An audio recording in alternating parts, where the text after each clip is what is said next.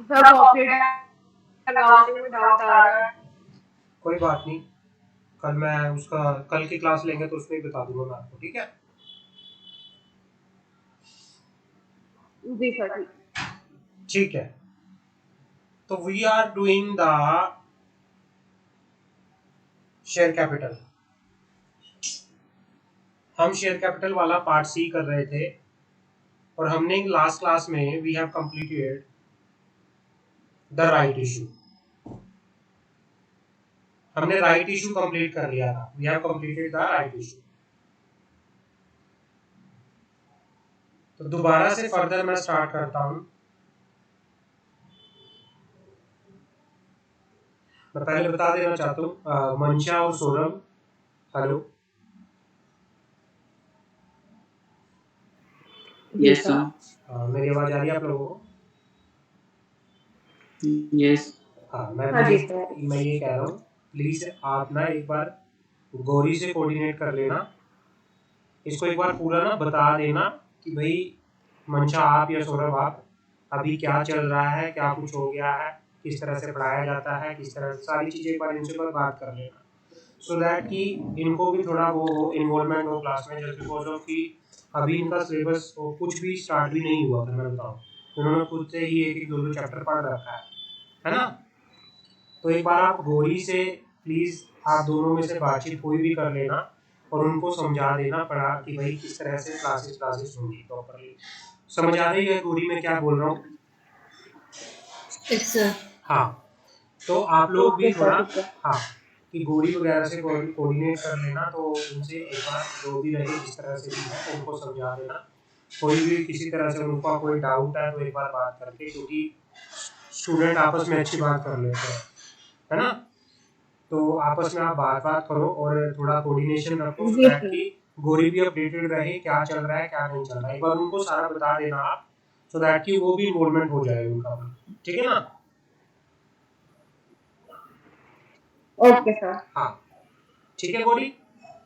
कोई भी डाउट है you can ask from Saurabh and Mansha. Sure, sir. Okay, so can we start? हाँ, तो यस सर। हम कर रहे थे ESOP. Yes sir. ESOP employee stock option scheme, employee stock option scheme.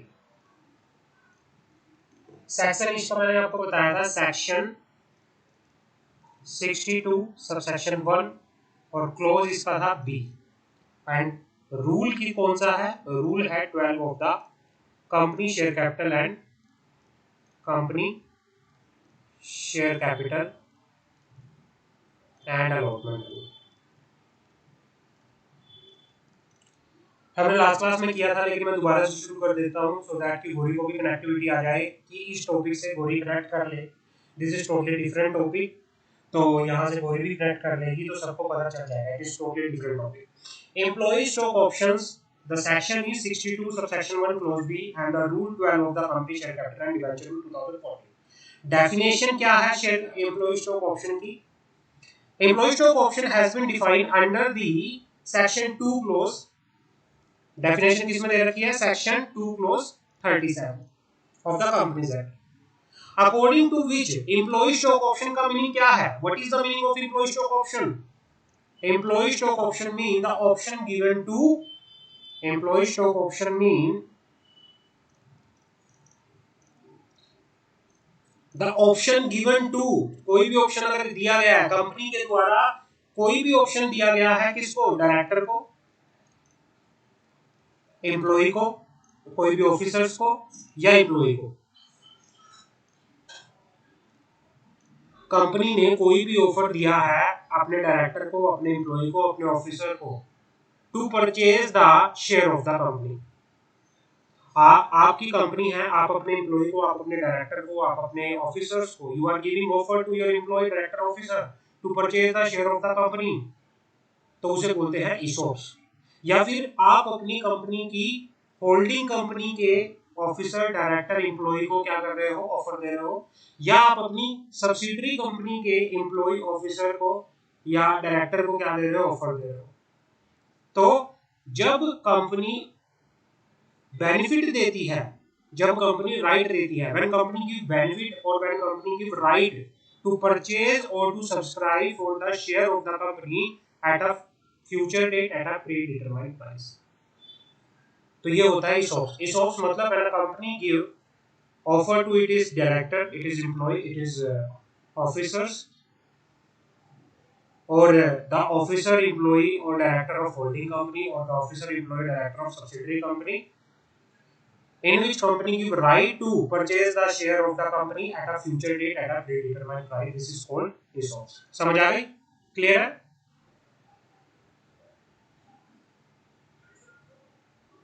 Yes sir. हाँ। अभी क्या है, जब company when company issue the ESOPs, जब कंपनी ESOPs लेके आएगी तो यहाँ पे क्या होगा, कंपनी को रेजोल्यूशन पास करना पड़ेगा। Resolution public company and private company. Public company को रेजोल्यूशन पास करना पड़ेगा, स्पेशल रेजोल्यूशन, और प्राइवेट कंपनी को पास करना पड़ेगा ऑर्डिनरी रेजोल्यूशन।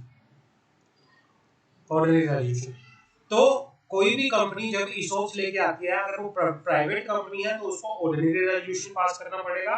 अगर वो पब्लिक कंपनी है then company have to pass the special resolution. Clear है? Now in this employee stock option scheme, what is the definition of employee? What is the definition of employee? The permanent employee of the company. The definition of employee is the permanent employee of the company who has been working in India or outside India. Company का कोई भी permanent employee जो India में या outside India के बाहर क्या कर रहा है, काम कर रहा है, या फिर director of the company, weather a full time director और नॉट। कंपनी का कोई भी डायरेक्टर या तो वो फुल टाइम है या नहीं है, बट उसके अंदर कौन नहीं आएगा, independent director. Other than independent director, अगर कंपनी का कोई भी डायरेक्टर है वो किसमें आएगा, एम्प्लॉय की डेफिनेशन में आएगा। क्लियर है? A and B point clear है?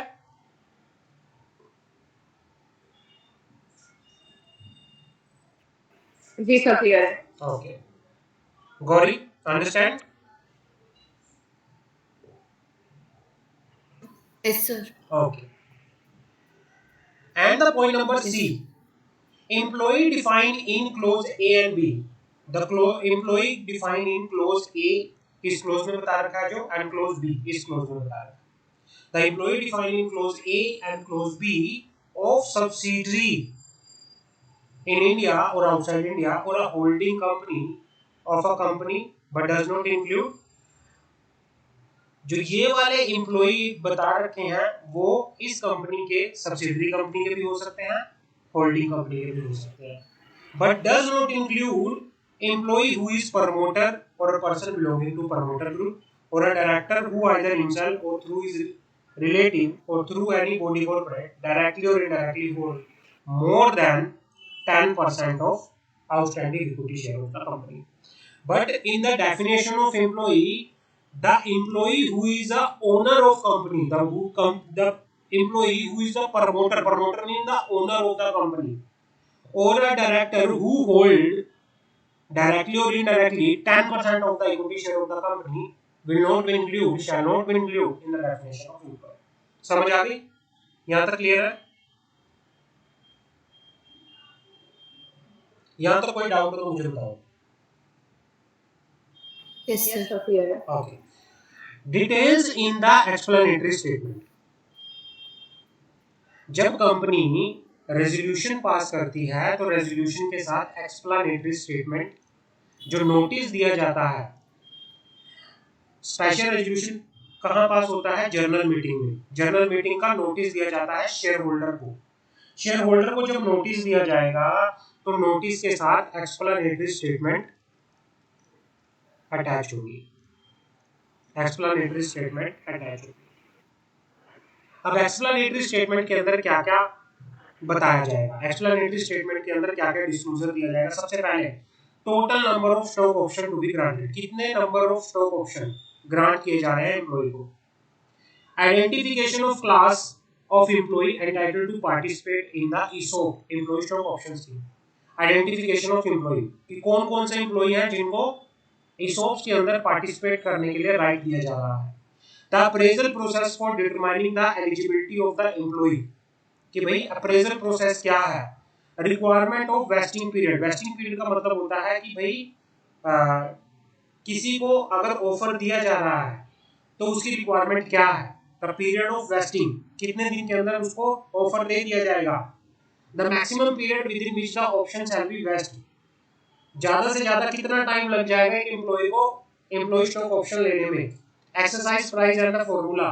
क्या एक्सरसाइज प्राइस है, किस प्राइस पे और किस फॉर्मूले के बेसिस पे ये प्राइस निकाला गया है. The exercise period and process of exercise. Process of exercise. Exercise period कितना है, कितने पीरियड के अंदर अंदर आप ऑप्शन को आप अपने राइट को एक्सरसाइज कर सकते हो. लॉक इन पीरियड भाई कितने पीरियड के लिए एक एम्प्लॉय को अगर कोई एम्प्लॉय स्टॉक ऑप्शन पीरियड दिया गया तो वो कितने दिन तक उसको सेल नहीं कर सकता वो पीरियड.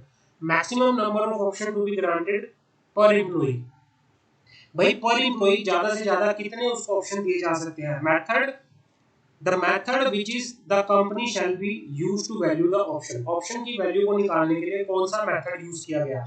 तो ये कुछ चीजें हैं, ये डिस्क्लोजर्स हैं जो आपको you have to be consider to disclose in your explanatory statement. The condition under which vested in the employee may be lapsed. भाई कौन कौन सी कंडीशन है जिसमें क्या हो जाएगा, एम्प्लॉय को जो ऑप्शन दिया गया है वो लैप्स हो जाएगा. वो सारे का सारा आपको इसमें देखना है. तो आपको ये डिस्क्लोजर अच्छे से रीड करना है. You have to read this disclosures. Notice के साथ एक्सप्लेनेटरी स्टेटमेंट जाती है. नोटिस को उसको जाता है शेयर होल्डर्स को किस चीज के regarding, for the general meeting. General meeting and general meeting के नोटिस के साथ with the notice of general meeting you have to give explanatory statement. Clear है. कोई डाउट है किसी का मुझे बताओ. एनी डाउट, किसी का कोई डाउट है तो मुझे बताओ. गौरी, मंशा, सौरभ. गौरी समझ आया.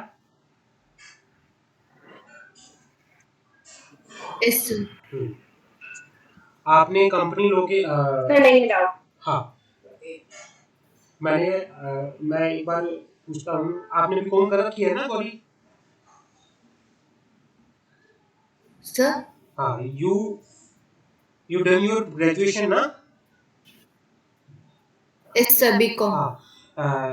In the Completed. BCom you have read company law. Yes sir. Yeah. So you know about what is resolution, what is special resolution. You know these terms. Yes sir. Okay, that's good. Resolution and Okay, that's good. yes. हाँ.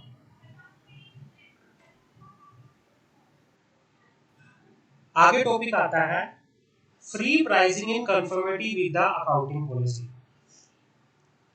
Free pricing in conformity with the accounting policy. जब भी company ESOPs लेके आएगी, when the company come with the ESOPs, the company grant option to employee pursuant to the employee stock option scheme will have the freedom to determine the exercise price in conformity with the applicable accounting policy. ये कहना चाह रहा है कि भाई company के पास totally freedom है. Company have totally freedom to confirm their exercise price in conformity with the applicable accounting standard. ESOPs का प्राइस डिटरमाइन करने के लिए कंपनी के पास टोटल क्या है, फ्रीडम है. बस क्या होना चाहिए, कंफर्मिटी होनी चाहिए. जो प्राइस डिसाइड किया गया है वो subject to the confirmation of applicable accounting policy होना चाहिए. If any rule 12 sub-rule 4 state that approval of shareholder by way of separate resolution shall be obtained by the company in case of, भाई अगर company grant कर रही है option, granting the option to employee of subsidiary और holding company, और grant of option to identify employee during any 1 year equal to or exceeding the 1% of the issue capital. If the company is granting the option to the employee of it is holding company and subsidiary company, or to granting the option to the employee during the 1 year equal to or exceeding 1% of the issue capital. In both the case, company have to pass separate resolution. Company have to pass separate resolution of the shareholder. अलग से इनके लिए resolution पास करना पड़ेगा. Clear है? इसमें कहना चाह रहा है company is free to determine the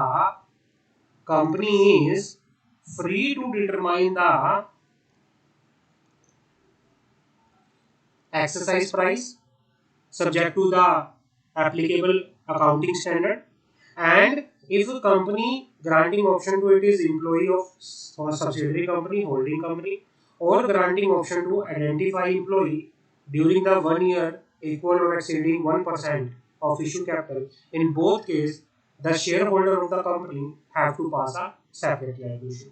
Clear है? Any doubt? कोई डाउट है? मंशा, सौरभ?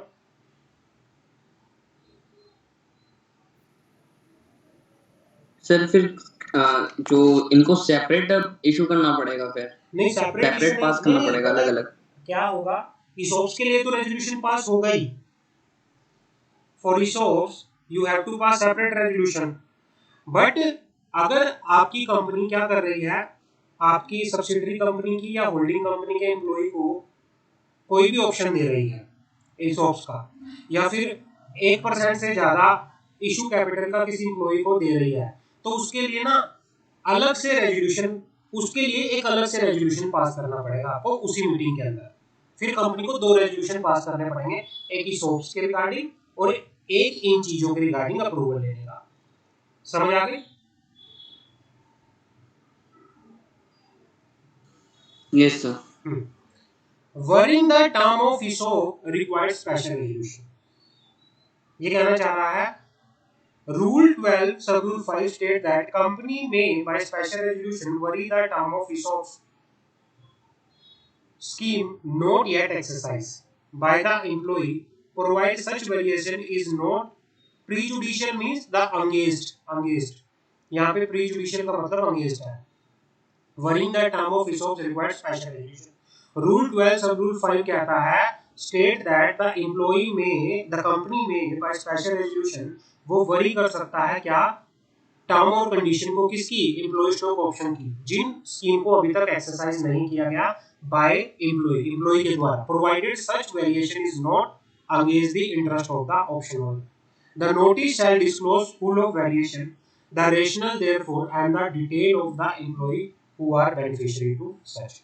ये कहना चाह रहा है कि भाई अगर कोई भी एम्प्लॉय टर्म चेंज करना चाहता है, state that company special resolution pass करेगी कि भाई अगर कोई भी कंपनी क्या करना चाहती है, ESOPs के अंदर किसी भी टर्म को, मान लो पहले ESOPs दिया गया, ESOPs आया किसके पास, एम्प्लॉय स्टॉक ऑप्शन दिया गया मंशा को,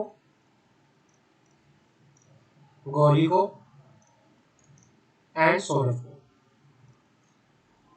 आपको एम्प्लॉय स्टॉक ऑप्शन दिया गया, आपको बोला गया कि हम आपको डिविडेंड देंगे 20%. बट कंपनी ने, आपने ऑप्शन एक्सरसाइज नहीं किया, you didn't exercise your option, but company ने क्या किया, आपका जो डिविडेंड का रेट था उसको चेंज कर दिया, मान लो उसको 90.5% कर दिया. कंपनी करना चाहती है, क्या कंपनी कर सकती है, कंपनी कर सकती है, बट उसके लिए कंपनी को क्या करना पड़ेगा, स्पेशल रेजोल्यूशन पास करना पड़ेगा. लेकिन ऐसा भी नहीं हो कि भाई अब ये तो आपके इंटरेस्ट के अगेंस्ट हो गया ना, आपको पहले 20% डिविडेंड दे रहे थे बट आपका डिविडेंड रिड्यूस कर दिया, it is against your interest. तो कंपनी ये नहीं कर सकती, just because it is against your, it is prejudicial to the interest of option holder, तो कंपनी नहीं कर सकती. Otherwise company can do by passing the special resolution. Getting my point? Sir. हाँ जी सर ये कौन से केस में नहीं कर सकती है, जब भाई कोई भी केस हो गया, हाँ कोई भी केस हो गया, मान लो कि भाई कोई आपको कोई चीज अच्छी लगी, कंपनी ऑप्शन लेके आई और कंपनी ने बोला कि भाई हम आपको इतना इंटरेस्ट देंगे, हम आपको इतना मतलब एक अच्छा वो देंगे कंपनी के अंदर, कुछ भी टर्म्स एंड कंडीशन, बट बाद में पता चला कि नहीं वो तो टर्म्स एंड कंडीशन कुछ है नहीं। मान लो कुछ इस तरह से कंपनी ने कोई टर्म लगा दी कि हमारी एम्प्लॉयमेंट छोड़ के आप कभी नहीं जाओगे, ऐसा थोड़ी होता है। It is prejudicial to the interest of the option holder. अगर कुछ ऐसा है तो भाई फिर उस चीज में आप चेंज नहीं कर सकते। अगर कुछ भी ऐसा चेंज आप कर रहे हो जिसकी वजह से एक ऑप्शन होल्डर का जो इंटरेस्ट है वो क्या हो रहा है, हैम्पर हो रहा है, तब आप नहीं कर सकते। Otherwise a company can change the terms condition of the ESOPs by passing the special resolution. Clear है? क्लियर है सर। ओके, आगे बढ़े। जी सर ठीक है। हाँ, minimum vesting period 1 year. Yes sir. Minimum vesting period 1 year. Rule 12 sub rule 6 clauses state that there shall be a minimum period of 1 year between the grant of option and vesting of option. Grant of option and vesting of option. Grant का मतलब होता है जब company offer करती है। Grant of option मतलब offering of an option. And vesting of option का मतलब है, वेस्टिंग ऑफ ऑप्शन इज जब ऑप्शन को एक्सरसाइज होगा। वेस्टिंग मतलब ट्रांसफर। इनके बीच में मिनिमम गैप कितना होना चाहिए? Minimum gap is of 1 year. There should be a minimum gap of 1 year. There should be a minimum gap of 1 year of grant of option and vesting of option. In case where option are granted by company under the employee stock option scheme in lieu of option held by the same person under the employee stock option scheme in another company which has merged and amalgamated with the first mentioned company, the period during which the option granted by the merging or amalgamating company were held by him shall be adjusted against the minimum vesting period required under the Acts. ये क्या कहना चाह रहा है? Minimum vesting period कितना होगा मुझे पहले बताओगे? What will be the minimum vesting period? 1 year. 1 year. But एक कंडीशन है। 1 year. हाँ, 1 year. minimum vesting period should be of 1 year. But there is some condition. मान लो there are two companies A and B. A and B. B company जो है it is merged with A company. Now it is AB.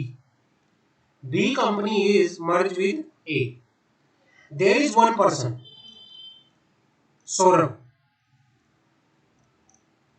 Saurabh is a one person. Saurabh is, let's say Saurabh is holding ESOPs in this company B, and Saurabh have ESOPs in this company. Saurabh have two options in A and B, and there is a period of, for my example, यहाँ पे 6 महीने हो चुके हैं सौरभ को। There are 6 months option को लिए हुए। अब ये कंपनी जो है ए में चली गई, ए भी हो गया ये। इसने बोला है कि भाई जितना पीरियड आपने जो मर्ज हो रही है कंपनी उसमें होल्ड कर रखा होगा वो पीरियड आपका सेट ऑफ हो जाएगा। फिर यहाँ पे मिनिमम वेस्टिंग पीरियड कितना हो जाएगा? फिर ए के अंदर मिनिमम वेस्टिंग पीरियड कितना हो जाएगा? यू ऑलरेडी, मतलब दो कंपनी थी, फॉर माई एग्जाम्पल यहाँ पे दो कंपनी थी। सौरभ ने दो कंपनी के अंदर ऑप्शन ले रखा था, ए के अंदर बी के अंदर। ए बी के अंदर इसको हो गया था 6 महीने, 6 मंथ इसको बी के अंदर हो चुका था ऑप्शन को लिए हुए। There are 6 month in B, Saurabh is holding the ESOPs and now A company is offering ESOPs to the Saurabh and the B is now merged with A. Now the minimum vesting period in A, how much minimum vesting period in A for the Saurabh will be? कितना होगा बताओगे? 6 months. 6 month. Clear है? वो setup हो जाएगा। समझ आ गई भाई? जितना आपने उसमें होल्डर कर रखा था वो आपका, अगर आप मर्ज हो जाती है कंपनी तो आपका उतना क्या हो जाएगा? सेटअप हो जाएगा। क्लियर है? Any doubt? जी सर। Any doubt? सर हाँ जी नो सर। सर हाँ जी हाँ जी। सर जब यहाँ पे ए के साथ जब मर्ज हो रहा है तो यहाँ पे इनको दोबारा से फिर 1 ईयर का पीरियड देना चाहिए था ना? नहीं नहीं नहीं नहीं, मान लो कि भाई ईसोप्स के ए कंपनी थी, बी कंपनी थी, बी के अंदर आपने ईसोप ले रखा, लेकिन वो कंपनी ए में जा रही है। क्या होता है जब एक कंपनी मर्ज होती है तो जो जो कंपनी मर्ज हो गई है उसके शेयर होल्डर को जिस कंपनी के अंदर मर्ज हो चुका है उसको क्या करना पड़ता है, शेयर इशू करने पड़ते हैं। अब जैसे आपका ईसोप्स ले रखा था, लेकिन अब ये बी तो खत्म होगी ना, ये तो दूसरी कंपनी में चली गई। मान लो ए कंपनी थी, Yes. बी कंपनी थी, सौरभ ने ईसोप्स ले रखा था किसमें, बी में, लेकिन बी तो चली गई ए में, बी खत्म हो चुकी है। अब 6 महीने हो गए थे आपको ईसोप्स लिए हुए, तो ये कंपनी आपको शेयर देगी, जो ईसोप्स के शेयर आपके इस कंपनी में थे ये कंपनी देगी, लेकिन उसका वेस्टिंग पीरियड जो होगा only 6 month, minimum vesting period 6 month का होगा। समझ आ गए? क्लियर है?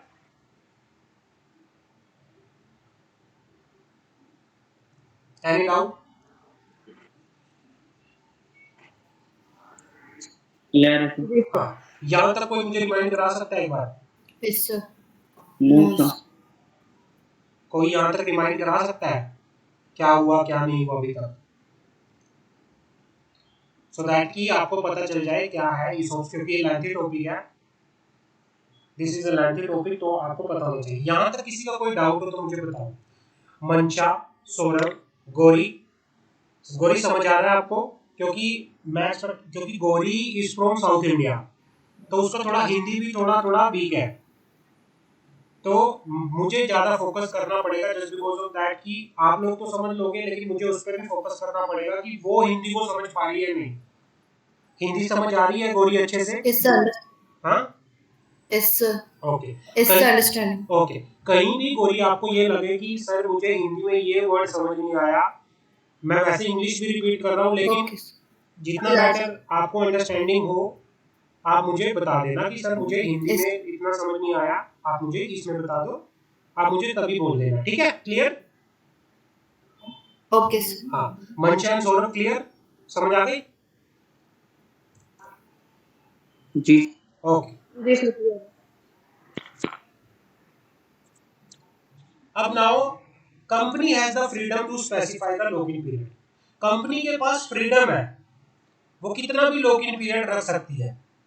भाई 3 साल 2 साल कंपनी कह सकती है कि भाई मान लो ए कंपनी थी कोई और उसने क्या किया, सौरभ को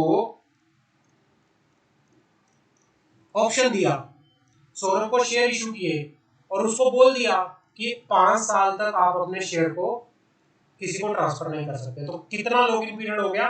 लोग मतलब कि भाई 5 साल तक लॉक इन पीरियड का मतलब होता है जिस भी पर्सन के पास मान लो 2 साल का लॉक इन पीरियड के शेयर भेज दिया कि 2 साल तक वो किसी को शेयर अपने ट्रांसफर नहीं कर सकता। नो राइट ऑफ डिविडेंड और voting till exercise of option. जब तक एम्प्लॉय ऑप्शन को एक्सरसाइज नहीं कर लेते, rule 12 sub rule 6 clause C state that employee shall not have the right to receive any dividend and to vote in any manner enjoy the benefit of shareholder in respect of option granted to them till shares are issued on the exercise of option। जब तक उनको share नहीं मिल जाएंगे, मान लो company है ए, ABC, उसने क्या किया, मंशा, गौरी एंड सौरभ, आप लोगों को क्या किया, ऑप्शन दिया, ऑप्शन ग्रांट किया। अब मंशा एंड गौरी को तो शेयर मिल गए, आपको शेयर इशू हो गए, आप क्या वोटिंग राइट और डिविडेंड का ऑप्शन एक्सरसाइज कर सकते हो? आपके पास क्या वोटिंग राइट और डिविडेंड का राइट होगा या नहीं होगा अगर आपको शेयर मिल गए हैं तो?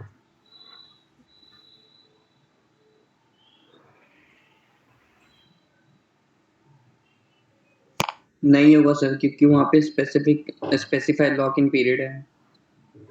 नहीं नहीं, लॉक इन पीरियड का मतलब होता है कि भाई आप शेयर ट्रांसफर नहीं कर सकते किसी को, लेकिन आपके राइट तो रहेंगे ना शेयर के ऊपर। लॉक इन पीरियड का मतलब क्या होता है, शेयर आपके हैं, 2 साल तक शेयर आपके हैं, चाहे उन पे आप जी वोटिंग सर। भी कर सकते हो, आप क्या कर सकते हो, डिविडेंड भी ले सकते हो, बट आप किसी को सेल नहीं कर सकते। लॉक इन पीरियड का मतलब ये होता है।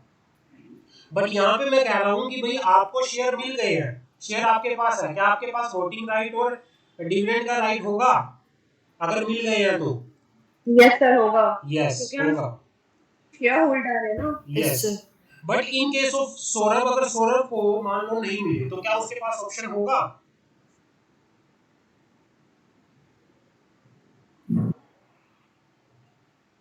नहीं होगा सर, जब नहीं। शेयर ही आपको इशू नहीं हुए तो आपके हाँ, पास वोटिंग तो राइट और यही कह डिविडेंड का रहा कहाँ है, से होगा option? No right of dividend and voting right till exercise of option, कि भाई employee shall not have right to receive any dividend or to voting or in any manner enjoy the benefit of shareholder in respect of option granted to them till share are issued on the exercise option। जब तक कि उनको share issue नहीं हो जाते option exercise करके, तब तक शेयर होल्डर किसी भी तरह से कोई भी डिविडेंड का राइट, कोई दूसरा राइट एंजॉय नहीं कर सकता। क्लियर है?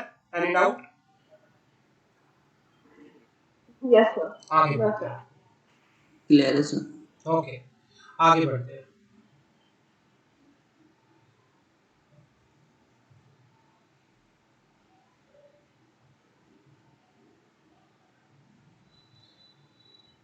अब आता है for feature and refund. For feature and refund,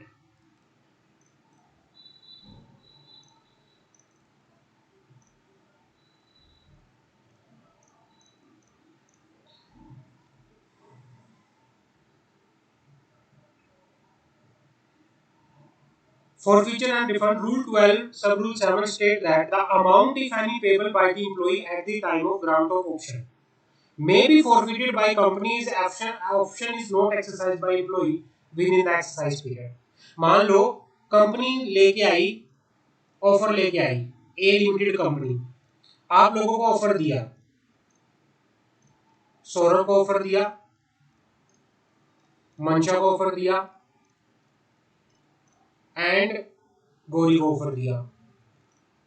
आपको बोला कि भाई आप लोगों के पास 1 मंथ है, 1 मंथ के अंदर आप ऑप्शन एक्सरसाइज कर लीजिए। आप लोगों ने पैसा दे दिया, मान लो 5,000 का क्या था ऑप्शन था, 5,000 आपको आपने पैसा दे दिया, बट 1 महीना हो चुका है आपने ऑप्शन एक्सरसाइज नहीं किया, तो भाई जो भी पैसा आपको दिया हुआ था वो रिफंड नहीं होगा, आपका जो क्या हो जाएगा, जो शेयर्स है फॉरफिट कर लिया जाएगा, आपका ऑप्शन जो है फॉरफिट कर लिया जाएगा। क्लियर है?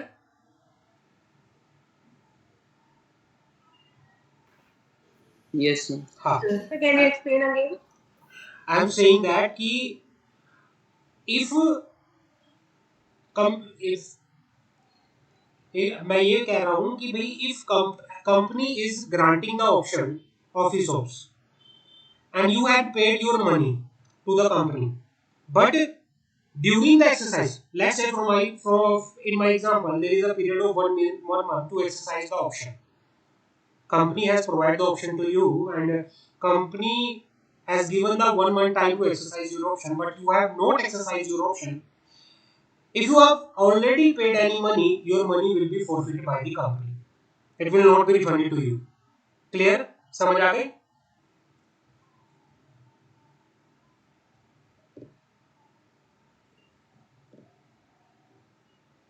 The amount may be refunded to employee if the option are not vested to the non-fulfillment of the condition relating to the vesting of option as per the employee stock option scheme. अगर employee stock option scheme के regarding कोई condition थी और company ने उसको fulfil नहीं किया, if there is any condition regarding the ESOPs but company is not able to fulfill the condition, any amount which is paid by the employee will be refunded by the company। Company फिर उसको क्या कर देगी, refund कर देगी। Clear है?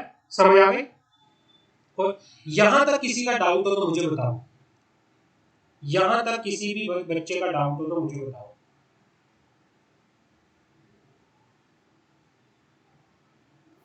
No, sir. Clear है sir. ESOPs समझ आ गया क्या होता है? ESOPs किसे दिया जाता है? चलो एक बार मुझे रिमाइंड करा दो, ESOPs किसे दिया जाता है?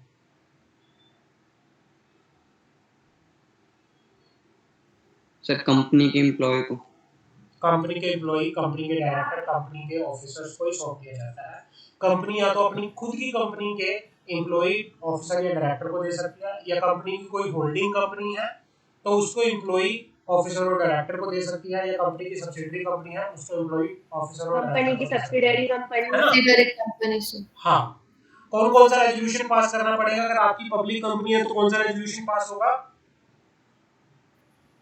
स्पेशल रेजोल्यूशन, और प्राइवेट कंपनी है हाँ। तो ordinary resolution. Ordinary resolution. Explanatory statement आपको देनी पड़ेगी। एक्सप्लेनेटरी स्टेटमेंट में वो पॉइंट याद हो जाएंगे आपको, क्या क्या मुझे पॉइंट देने हैं। जी सर। Yes sir. हाँ, उसके बाद एक्सप्लेनेटरी स्टेटमेंट के बाद आपको ये भी पता चल जाएगा कि भाई अगर कंपनी किसी भी टर्म्स एंड कंडीशन को चेंज करना चाहती है तो क्या वो कर सकती है? Can company can change the terms and condition of ESOPs? Yes sir. Yes, company can change the, but उसके लिए कंपनी को क्या करना पड़ेगा? अलग से रेजोल्यूशन पास करना पड़ेगा। Accounting policy resolution pass. और क्या कंपनी ESOPs का प्राइस डिटरमाइन करने के लिए फ्रीली डिटरमाइन कर सकती है, या उसमें कंपनी पे कोई बाउंडेशन है? सर फ्रीली डिटरमाइन कर सकती है ना? एप्लीकेबल होना चाहिए अकाउंटिंग पॉलिसी से। हाँ। किन किन सिचुएशंस में कंपनी को अलग से रेजोल्यूशन पास करना पड़ेगा? सेपरेट रेजोल्यूशन कब पास होगा? In what situation company have to pass separate resolution? Sir जब कोई चेंजेस होगा उस टाइम पे, जब company grant of option employee को या सब्सिडियरी कंपनी या holding company, when the company is giving the option to its employee, अपनी सब्सिडियरी या होल्डिंग कंपनी के एम्प्लॉइज को ऑफिसर डायरेक्टर को ऑप्शन दे रही है, या फिर किसी एम्प्लॉय को ऑप्शन दे रही है जो कि 1% या उससे ज्यादा इशू शेयर कैपिटल का 1% या उससे ज्यादा है, अगर वो उससे दे रही है तो उसके लिए सेपरेट रेजोल्यूशन पास होगा। यहाँ तक क्लियर है? आपको याद हो जाएगा, समझ आ जाएगा। पढ़ना इसको प्लीज, ESOPs को बड़े अच्छे से यहाँ तक पढ़ना। आगे बात करें। जी सर। हाँ, अब आता है कंडीशन क्या है। Yes sir. ESOPs की कंडीशन क्या है? ESOPs is very important. आपकी जब हम अकाउंट भी करेंगे ना, कॉर्पोरेट अकाउंटिंग में भी ESOPs आएगा आपको, वहां पे भी, वहां पे अकाउंटिंग ट्रीटमेंट जब तक ये नहीं समझ आ जाएगा वो अकाउंटिंग ट्रीटमेंट भी आप नहीं कर पाओगे। तो बड़े ध्यान से सुनो। अब कंडीशन क्या है? ESOPs को the option granted to employee shall not be transferred to any other person. मान लो कंपनी ने मंशा को ESOPs ऑफर किया, मंशा क्या गौरी को ट्रांसफर कर सकती है या नहीं कर सकती है?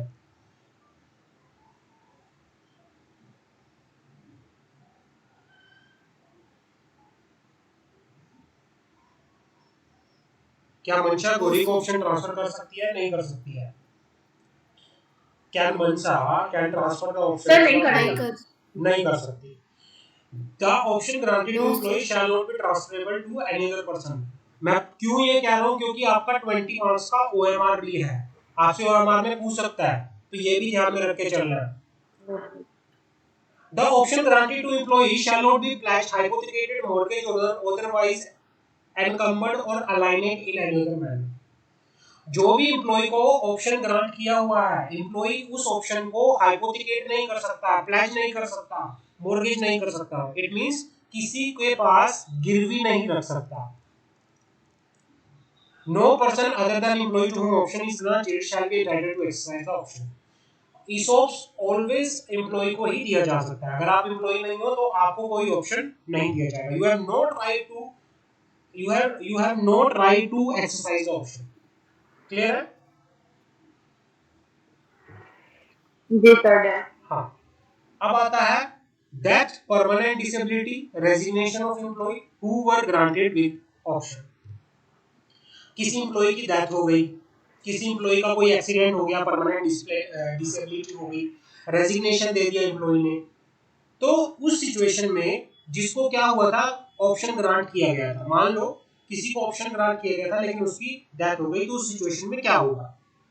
Rule 12 sub rule 8 state that in event of death of employee while in employment all the option granted to him till such date shall vest to his legal heir or nominee of the deceased. किसी को employ stock option दिया गया था but during the employment उसकी death हो गई, तो जितने भी उसको ऑप्शन दिए गए थे वो सारे ऑप्शन उसके लीगल हियर या उसके नॉमिनी, हो सकता है उसका कोई बेटा हो सकता है उसकी वाइफ हो, उसको क्या हो जाएंगे, ट्रांसफर हो जाएंगे। Clear? In case of employee suffer a permanent incapacity while in the employment, किसी को परमानेंट इनकैपेसिटी हो गई, कोई परमानेंट किसी को डिसेबिलिटी हो गई, all the option granted to him as on the date of permanent incapacitation shall vest in him on that day। भाई किसी भी एम्प्लॉई को परमानेंट डिसेबिलिटी होगी, जितने भी ऑप्शन ग्रांट किए गए थे वो सारे के सारे उसको क्या कर दिए जाएंगे, फिर वहां पे मिनिमम वेस्टिंग पीरियड की रिक्वायरमेंट नहीं है। वैसे मिनिमम वेस्टिंग पीरियड कितने दिन का होता है, how many day of vesting period, minimum 1 year, but in case of permanent disability, let's say company, हाँ, let's say company grant the option on 50th of September, but during the employment employee has faced the permanent disability on 20th of September, let's say during such period जितना भी option उसको grant किया गया था वो सारे waste कर दिए जाएंगे। यहाँ पे मिनिमम वेस्टिंग पीरियड की रिक्वायरमेंट नहीं रहेगी। क्लियर है?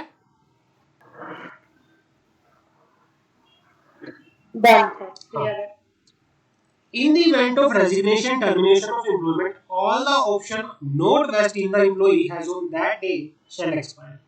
मान लो किसी ने रिजाइन कर दिया, छोड़ के चला गया, जितने भी ऑप्शन जो वेस्ट नहीं हुए थे वो सारे के सारे क्या हो जाएंगे, एक्सपायर हो जाएंगे। उसके पास कोई राइट नहीं होगा टू एक्सरसाइज द ऑप्शन।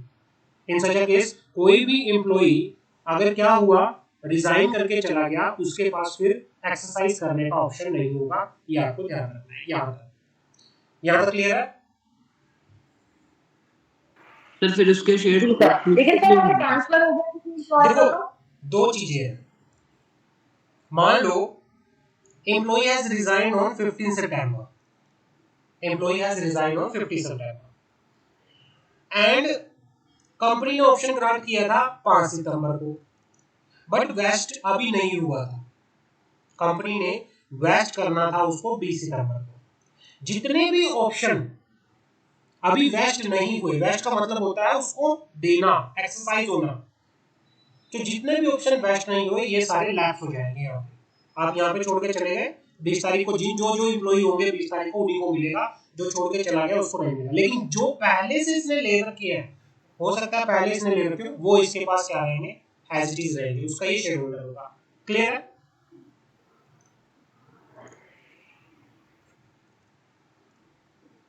कोई डाउट?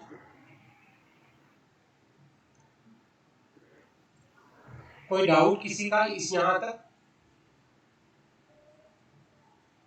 ओके। गौरी, मंशा, सौरभ, सर हो रहा है तो एनी डाउट?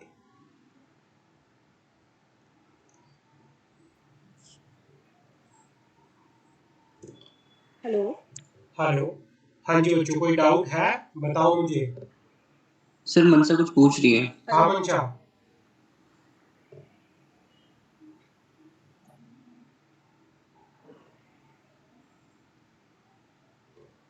सर मैं ये पूछ रही थी, जैसे अगर किसी एम्प्लॉय का ट्रांसफर हो गया तो फिर उस वाले केस में क्या जो पहले से उसके पास शेयर रहेंगे वो तो उसका शेयर होल्डर रहेगा?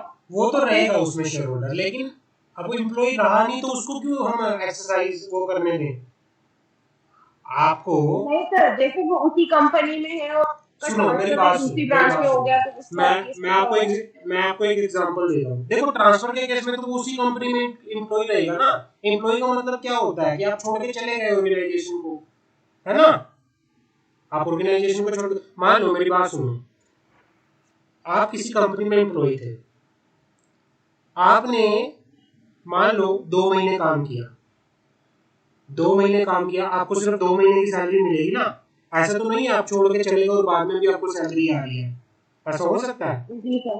नहीं हो सकता ना। तो यही ESOPs के केस में है, नहीं सर, जो आपके पहले जितने ऑप्शन आपने एक्सरसाइज कर लिए वो तो आपके पास रहेंगे, नहीं बट फ्यूचर में जो वेस्टिंग होनी थी लेकिन आप छोड़ के चले गए, लेकिन अभी आप एम्प्लॉय हुई ही नहीं, तो किस तरह से मिलेगा फिर आपको? समझ रहे हो मेरी बात? अब आता है जी sir, disclosure in the board report. Rule 12 sub rule 9 state that board reports at inter alia disclose in the board director report for the year the following detail of the employee stock options की। तो इसमें आपने सारी की सारी क्या डालनी है? रेफर कर दो इसको, रेफर एक्सप्लेनेटरी स्टेटमेंट। जो चीजें एक्सप्लेनेटरी स्टेटमेंट में थी सेम टू सेम वही आपको इसमें डालनी है बोर्ड रिपोर्ट में।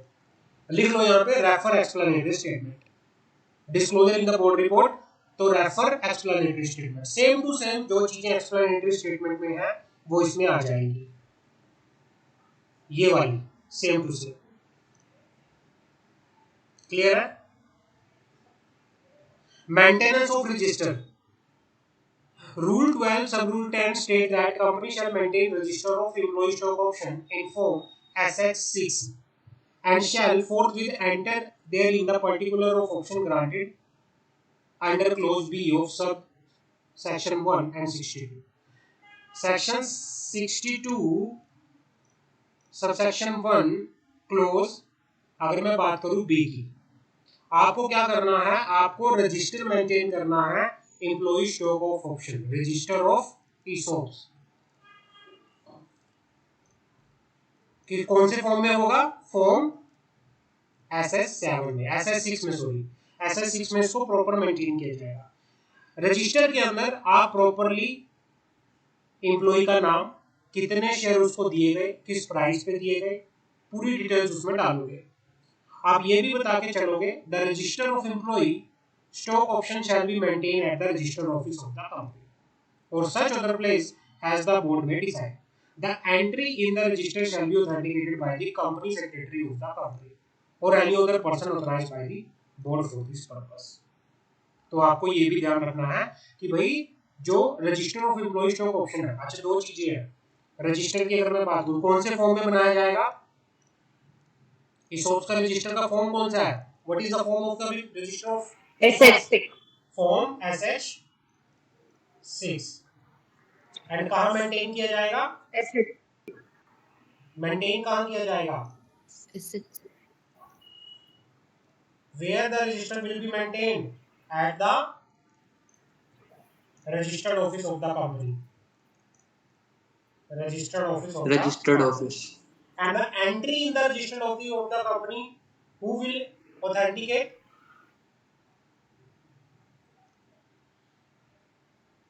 कंपनी Entry कौन सेक्रेटरी। authenticate करेगा? company secretary and board हाँ, or any authorized person. okay, no issue. Company secretary and So company secretary, company secretary उसको क्या करेगा? Authenticate करेगा। any other और person यहाँ board of authorized by director. board. हाँ, यहाँ पे हमारा क्या होता है? यहाँ पे हमारा ESOPs कंप्लीट होता है। ESOPs में किसी को कोई डाउट तो मुझे बताओ।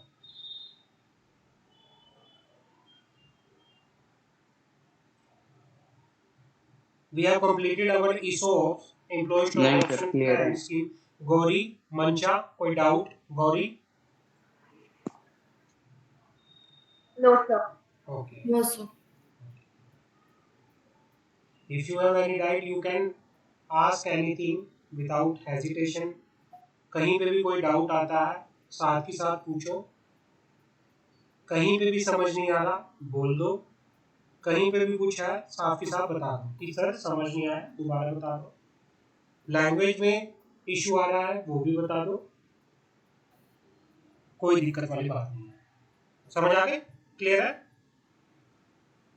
Okay, sir. Okay, sir. ESOPs clear है? Yes, sir. अब Yes, आता sir. है issue of share on preferential basis. Issue of share on preferential basis बात करते हैं।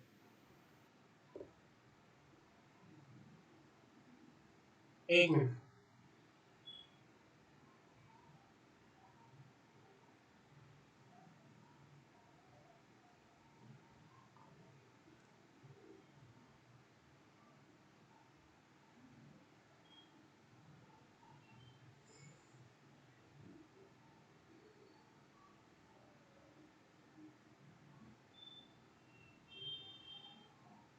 हेलो हेलो हेलो यार, अच्छा मैं थोड़ी देर में करूँ बेटा।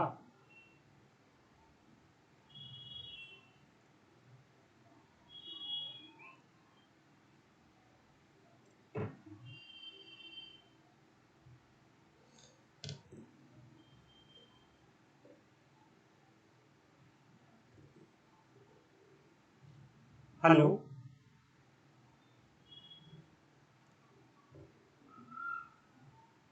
हाँ जी, अब Yes, हमारा sir. टॉपिक है issue of share on preferential basis. Issue of share on preferential basis.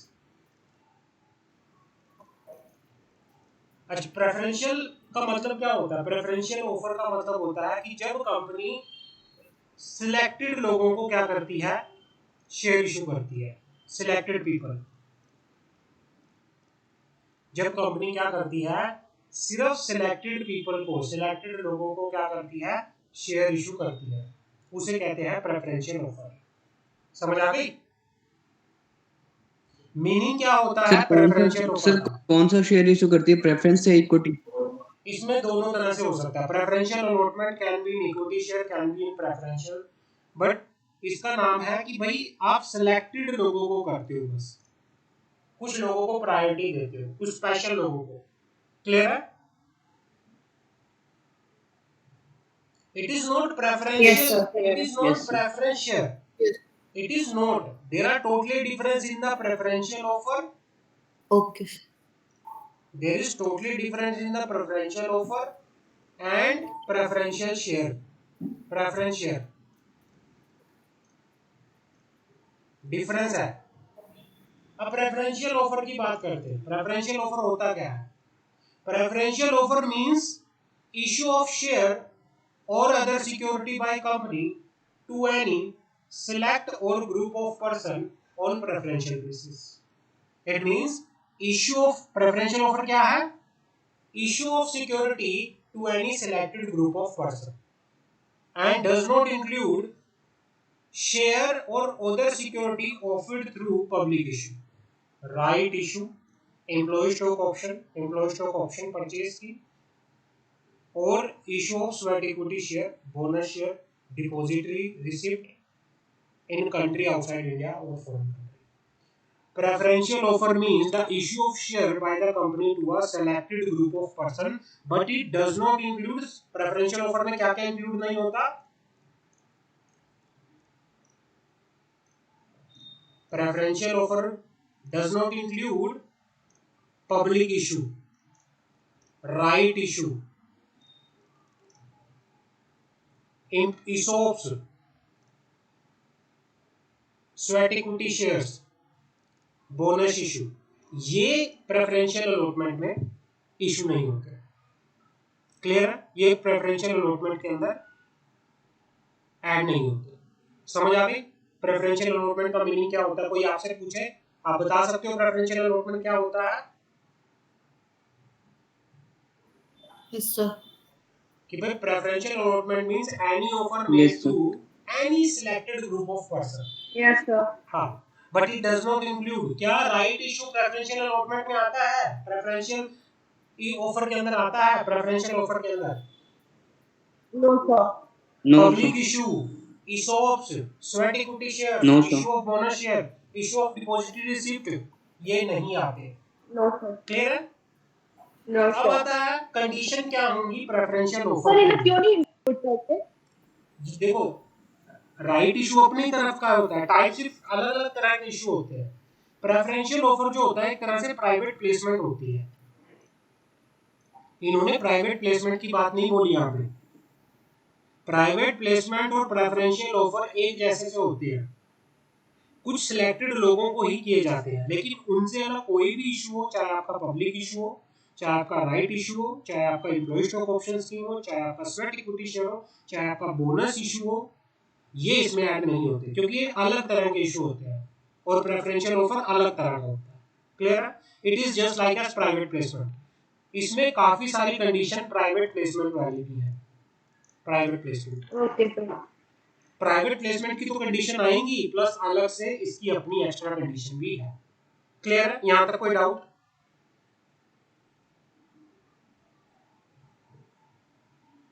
No sir. हाँ। अब क्या आता है, authorization in the article of association. कोई भी कंपनी जो प्रेफरेंशियल ऑफर लेके आती है उसके आर्टिकल ऑफ एसोसिएशन के अंदर ऑथराइजेशन होनी चाहिए। जब भी कंपनी प्रेफरेंशियल ऑफर लेके आ रही है तो पहले कंपनी को क्या करना पड़ेगा, स्पेशल रेजोल्यूशन पास करना पड़ेगा। अब आता है, अब जब जहां पर स्पेशल रेजोल्यूशन की बात आती है ना, तो स्पेशल रेजोल्यूशन के लिए शेयर होल्डर को नोटिस भेजा जाता है, और नोटिस के साथ क्या जाता है, एक्सप्लेनेटरी स्टेटमेंट। हमेशा स्पेशल रेजोल्यूशन के नोटिस के साथ एक्सप्लेनेटरी स्टेटमेंट जाएगी। सेम चीज जो हमने ऊपर डिस्कस की एक्सप्लेनेटरी स्टेटमेंट में, content of explanatory statement same to same आप इसमें भी लिखोगे। सबसे पहले object of the issue, total number of share, other security to be issue, price band within which the allotment is proposed, basis on which the price has been arrived, relevant date, class and class of person to whom the allotment is made, intention of promoter or director KMP to subscribe the offer, proposed time within which the allotment shall be completed, name of the proposed allotee and the percentage of post preferential offer capital that may be held by them, the change in the control, if any, in the company that would occur consequent to preferential offer, number of person to whom allotment on preferential basis have already been made, the justification for the allotment, ये आपको सारा याद करना है। Clear हो जाएगा? Same to same है जैसा हमने ईसॉप्स के अंदर एम्प्लॉय स्टॉक ऑप्शन के अंदर एक्सप्लेनेटरी स्टेटमेंट पढ़ी, सेम एक्सप्लेनेटरी स्टेटमेंट आप प्रेफरेंशियल ऑफर के अंदर भी पढ़ोगे। क्लियर है यहाँ तक? कोई डाउट? Any doubt? क्लियर है सर। क्लियर आगे बढ़ते हैं। Completion of offer. है ओके, कंप्लीशन ऑफ ऑफर। मान लो भाई स्पेशल रेजोल्यूशन पास कर दिया आपने प्रेफरेंशियल ऑफर के रिगार्डिंग, स्पेशल रेजोल्यूशन पास कर दिया, तो स्पेशल रेजोल्यूशन के पास होने के कितने दिनों के अंदर अंदर आपको अलॉटमेंट ऑफ शेयर करनी है, कितने दिनों के अंदर आपका प्रेफरेंशियल ऑफर कंप्लीट हो जाना चाहिए। तो ये कहता है allotment of security on preferential basis shall be completed within a period of 12 months from the date of passing of special resolution। ये कह रहा है कि भाई जब आप स्पेशल रेजोल्यूशन पास करोगे, स्पेशल रेजोल्यूशन के पास होने के 12 महीनों के अंदर अंदर आपको आपका प्रेफरेंशियल जो अलॉटमेंट है उसको कंप्लीट करना है। If the allotment of security is not completed within 12 months from the date of passing of special resolution, another special resolution shall be passed for the company to complete the allotment। अगर आप मान लो आज कितनी तारीख है, 18 सितंबर 2023, आपने special resolution आज पास किया प्रेफरेंशियल अलॉटमेंट के रिगार्डिंग, तो आपकी अलॉटमेंट कब तक कंप्लीट हो जानी चाहिए,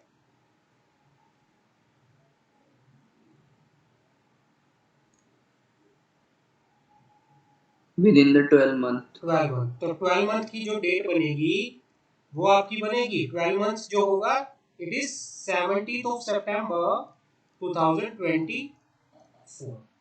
मान लो इस पीरियड के अंदर अलॉटमेंट नहीं हुई तो आपको दोबारा से 18 सितंबर 2024 में आपको दोबारा से रेजोल्यूशन पास करना पड़ेगा। जब भी अलॉटमेंट होगी तो उसके लिए अलग से आपको पहले रेजोल्यूशन पास करने होगा, दोबारा से प्रेफरेंशियल ऑफर लेके आना पड़ेगा। यहाँ तक क्लियर है? सर इसके लिए कोई पेनल्टी भी लगेगा क्या? पेनल्टी तो देखो जो आप प्रोविजन फॉलो नहीं करते इसके लिए पेनल्टी नहीं है। अगर आप बिना रेजोल्यूशन पास किए ऐसे ही अलॉटमेंट कर लेते हो फिर पेनल्टी है, लेकिन आप दोबारा से रेजोल्यूशन पास करके करते हो फिर कोई पेनल्टी नहीं है। क्लियर है? Okay sir. हाँ। अब आता है प्राइस फॉर इश्यू। अब प्राइस को कैसे डिसाइड किया जाता है? किस प्राइस में प्रेफरेंशियल इशू दिया जाता है? The price for share other security to be shown preferential basis either for cash or for consideration other than cash shall be determined on the basis of valuation report of a registered valuer. भाई जो preferential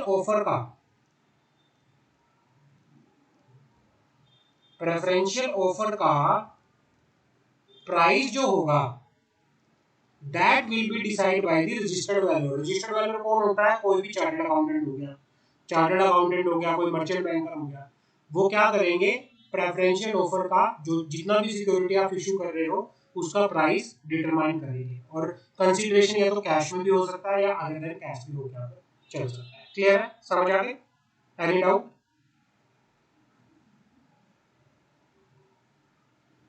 no sir, clear है। यहाँ तक किसी का यहाँ